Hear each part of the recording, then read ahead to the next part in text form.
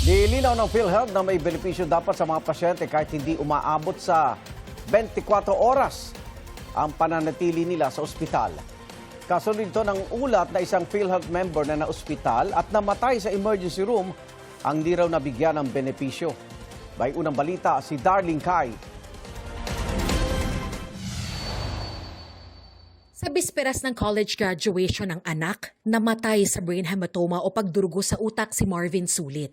Hindi umano nila kaya ang 4 na milyong pisong gasto sa surgery sa unang tinakbuhang ospital at ang hinihinging 1 milyong pisong deposit sa ikalawa. Heartbreaking ito ayon sa asawang si Lourdes, pero wala silang magawa bilang ordinaryong pamilya na sapat lang ang kinikita sa araw-araw.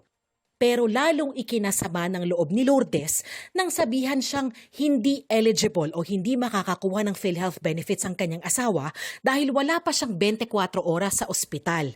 Himutok niya, ano pang silbi ng ilang dekadang kontribusyon ni Marvin kung hindi naman magamit ang mga benepisyo kung kailan pinakakailangan.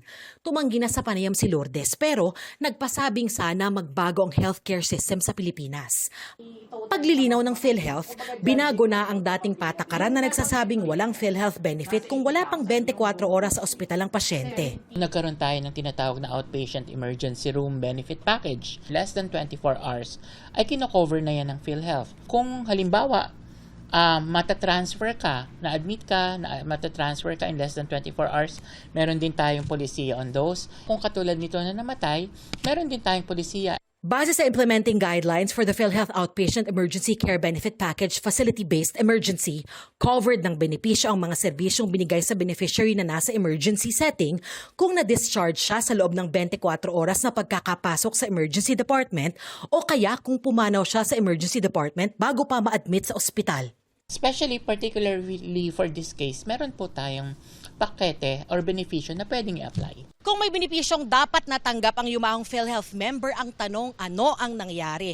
Yan ang inaalam ngayon ng pamunuan ng PhilHealth. Kaya hinihingi nila yung kumpletong mga dokumento at mga impormasyon mula sa pamilya at pamunuan ng ospital para makumpleto ang kanilang investigasyon.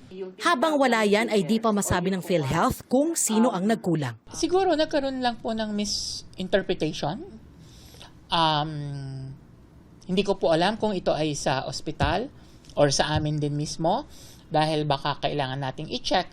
Ito ang unang balita. Darlene Kai, GMA News.